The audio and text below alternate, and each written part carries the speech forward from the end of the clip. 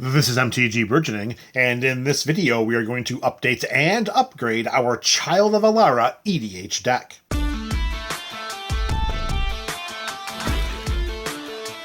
Thank you for joining us for another installment of the Up and Up series. Today we have Child of Alara, which is one of our opponent's oh-so-favorite decks to play against. It's not really at all. They can't stand it, they hate it, they want to ban it, but it's not banned so far, so we're going to keep making revisions to make it that much more enjoyable.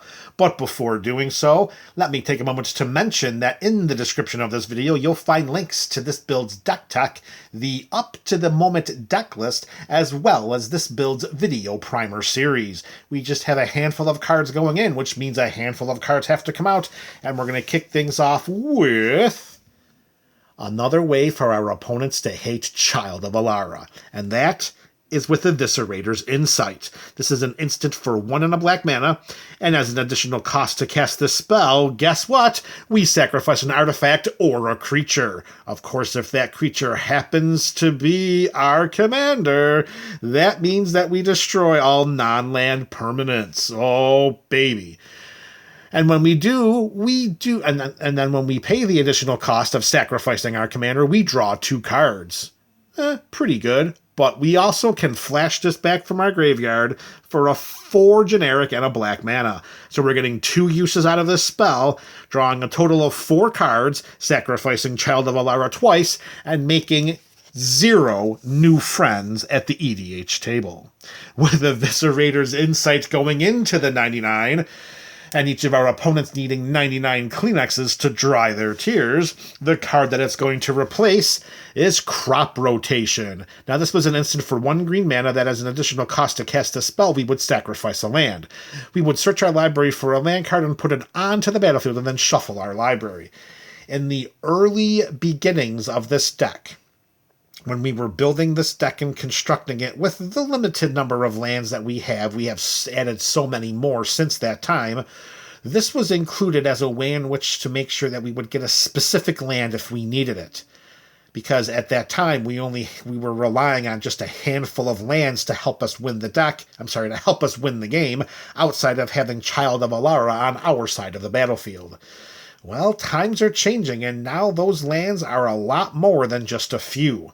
So my thought process here is, let's take out a card that makes us sacrifice a land to get another land, and let's put in another way in which to utilize Child of Alara's death trigger, because we don't need any more specific lands that we're already probably going to have on our side of the battlefield. So with that in mind, we're going to make our opponents a little less happy by including Eviscerator's Insight and taking out Crop Rotation. Crop Rotation, if I remember correctly, was originally selected to get Maze's End onto our side of the battlefield so that we can win the game with its, gate ability. Well, we have a lot of ways to win the game now, and we don't necessarily have to rely on Crop Rotation to do that.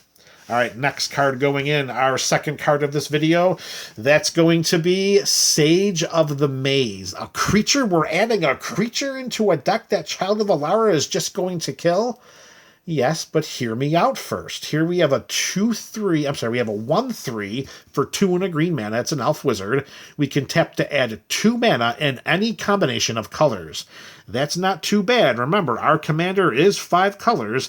We don't really have any trouble with mana fixing in this deck. I mean, 2/3 of the deck are land. 2/3 of the deck is filled with land, so we really don't have any troubles with mana fixing, but still, a little bit of mana ramping in the early game is never a problem. But if we draw this in the mid to late game, it's going to be a problem for our opponents, because we can tap Sage of the Maze, and until end of turn, target land we control becomes an XX citizen creature with haste, in addition to its other types, where X is twice the number of gates we control. Yes, we can only activate this ability as a sorcery, but if we're doing it on our turn in order to get a great big huge beefy attacker, that's just fine by us. And lastly, that little tiny bit of text underneath the big blocking text of the XX citizen creature, Tap an untapped gate we control to untap Sage of the Maze. That right there is a game-winning card. If we can untap with this on our side of the battlefield with the number of gates we have in this build, we pretty much can just win the game right there. So yes, it is a creature. Yes, it will be uber susceptible to Child of Alara's death trigger, but that's okay. This is just going to give us another way to win in a deck that's teeming. It's just teeming with gates. Sage of the Maze is going to give us another way in which to win the game. With that Elf Wizard going into the 99, it's going to replace Tireless Tracker. Now here, again, early construction of this deck. Tireless Tracker was included because of its ability to create clues so that we can draw cards.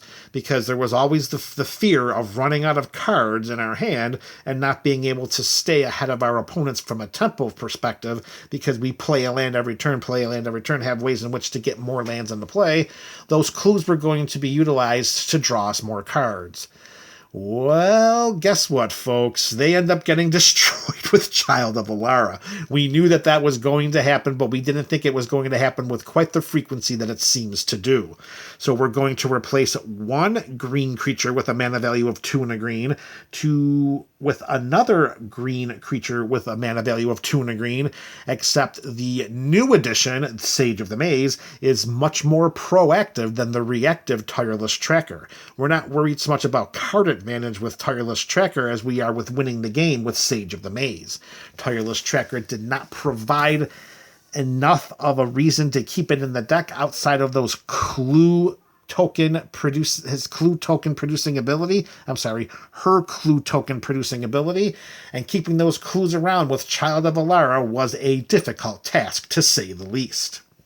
All right, MTGBC, last change for this video. We've got a land going in and a land coming out, and that is going to be Cactus Preserve. Here we have a land which is a desert. It ETB's tapped, but don't worry about that. We have ways to untap it if needed. We can tap to add 1 mana of any type that a land we control could produce, which, folks, that is Reflecting Pool. In addition, we can pay 3 generic mana, and until end of turn, Cactus Preserve becomes an XX green plant creature with reach, where X is the greatest mana value among our commanders, and it's still a land. So here we're paying 3 generic mana for a 5/5. Yes, it has reach, which means we can block a flying creature that an opponent controls out of nowhere, or we can just turn it sideways and send a 5/5 into combat. A 3 mana investment for a 5/5? Yeah, we'll take that every day of the week and twice on Friday Night Magic. With Cactus Preserve going in, it's going to replace Promising Vein. Here was a cave that tapped for a colorless mana, or we can pay a generic mana, tap it, and sacrifice it to search our library for a basic land card, put it onto the battlefield tapped, and then shuffle. Again, we're not hurting for mana fixing. We have plenty of ways to make sure we can cast the spells that we need to. So it's much more in our favor to put more lands in here that are going to do more various things to win the game, which Cactus Preserve will do, and Promising Vein will not. And there you have it, MTGBC. 3 new cards going in, 3 cards coming out. You let me know your thoughts about these changes in the comment section below. This is MTG Burgeoning, a channel for all things Magic.